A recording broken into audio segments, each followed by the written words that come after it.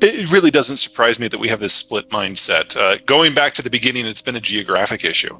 We pushed into the interior of the continent, and we found navigable waterways and fertile land with good weather. It was, from the old world pre-industrial point of view, nirvana. And we experienced 150 years of economic growth. And for us, that's normal. This is what it should be.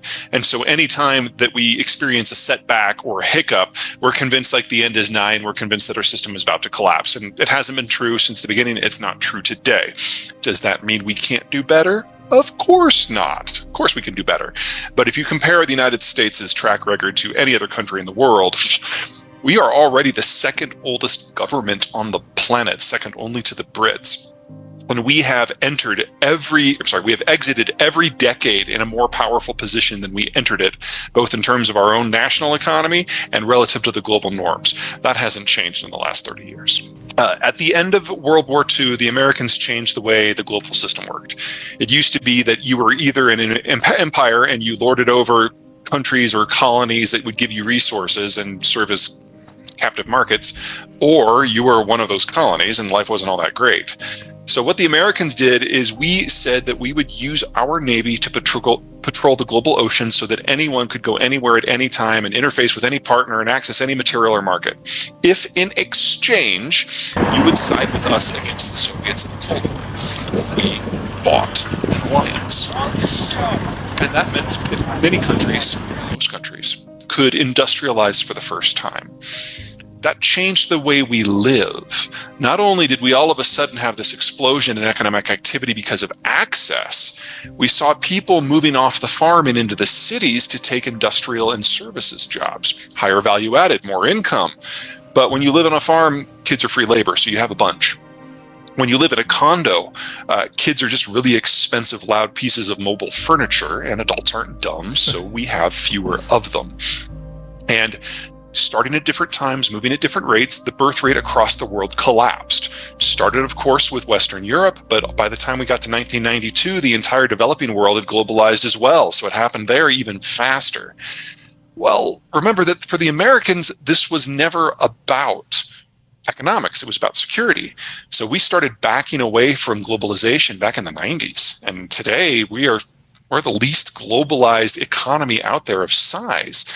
In addition, we're a large country with a lot of elbow room, and so we didn't jump directly from the farm to condos. We had this middle step with the suburbs, which are still where most Americans live today. And if you got a backyard, kids are a lower expense than they would be if you lived in a condo.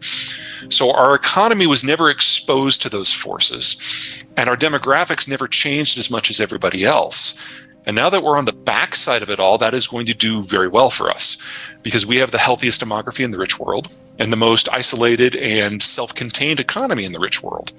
And the country that is number one in the developing world is, by those metrics, isn't China, that's Mexico, and we're bolted together with them.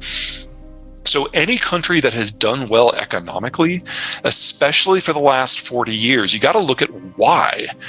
And if it's because of these urbanization and globalization trends, you got to recognize that those are not one-way trends. Globalization is now running in reverse.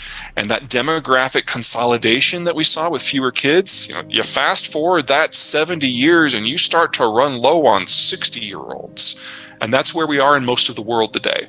That's especially where we are with China today.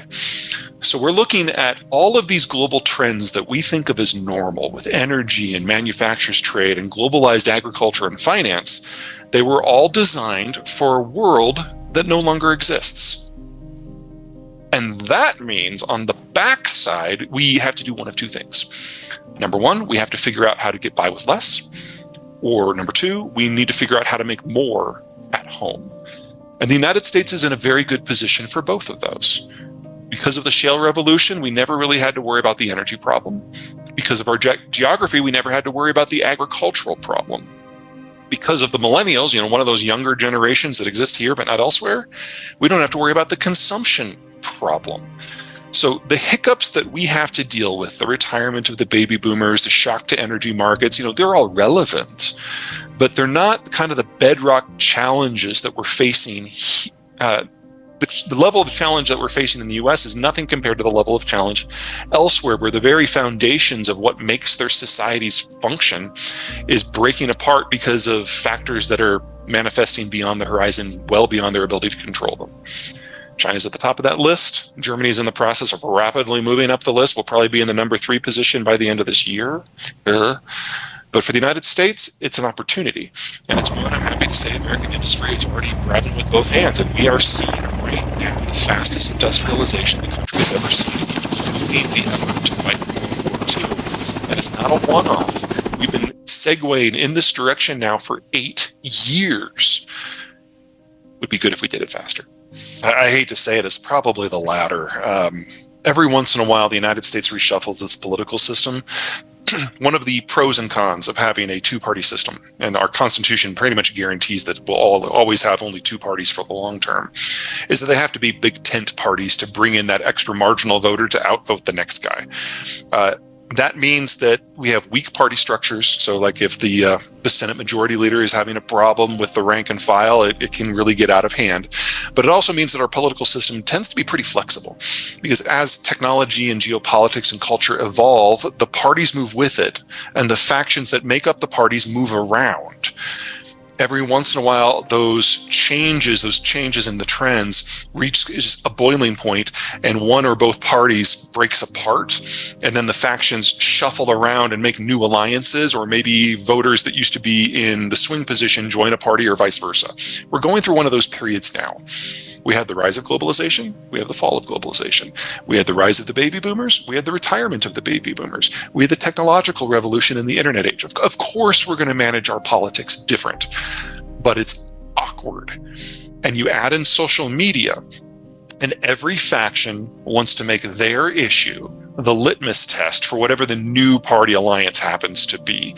And so everyone is now screaming at the top of their lungs at the same time. All I can guarantee you is we will get through this. This is the 7th time we've done this. It's only generated a war once. We've got positive demography, and assuming we get back to our 2-century period, we'll probably have positive inward migration again. About 1% of the housing stock is destroyed by age and fire every year, so we have a constant need to churn, and we have the lowest amount of housing stock relative to the population that we've ever had. So the need for a huge build-out is there. That's in addition to the fact that we probably need to double the size of our industrial plant to make up for manufacturing supply chains that are breaking and that won't come back. So if you have a marketable skill, especially in the trades, you're going to do so well. We are already in a position where a high school graduate with a 6-week welding degree makes more on the job in his first year than a white-collar worker does after 5 years of work experience and their college degree. So that's already a little bit long. It's probably going to get worse because the same demographic transition that is affecting most of the rest of the world is affecting Mexico too. It's bad, not as soon. But we're probably at the end of positive inward migration from Mexico, which means we have to generate all of that labor internally in an environment where the baby boomers, our largest class ever, is moving out of the workforce, and the Zoomers, our smallest one ever, is moving in. This calendar year, that's already a shortage of 400,000 workers. Normally, we'd turn to Mexico for that. Doesn't work anymore. So this labor crunch is going to shape everything. It is a good time to be in the trades. I can't imagine any workers are going to see a smaller wage increase over the next decade. I will never tell people that printing $1 trillion of currency isn't inflationary. Obviously, it's inflationary. But honestly, it doesn't make my top 5 list. The labor issue is by far the biggest one, that worker gap that we have. Not only is it numerical, it's also qualitative. The Zoomers are not like the Boomers or the Millennials. They're sharply antisocial. They're very competitive, and they only want certain types of jobs where they're not reliant on someone else, and preferably where they don't have to see anyone else. They want to code in the dark in a closet. That's great if you're in Silicon Valley. But if you're trying to get a house built, it's a bit of a problem. So we're not just going to have labor inflation building over time because of numbers, but because of mismatched skill sets. Beyond that, we have an energy shock because of what's going on with the Ukraine war, and an agricultural shock because of what's going on with the Ukraine war. Now, the U.S. is the world's largest producer of food and energy, and is the world's largest exporter of food and of refined energy products. So we are only as exposed to the global market as we choose to be. And the Biden administration does have some options for severing that connection. That's not a step to be taken lightly, because if we were to stop energy exports, yes, that would lower prices here, but it would probably double them everywhere else. And that would, let's just say, have some knock-on effects that we might not like all that much.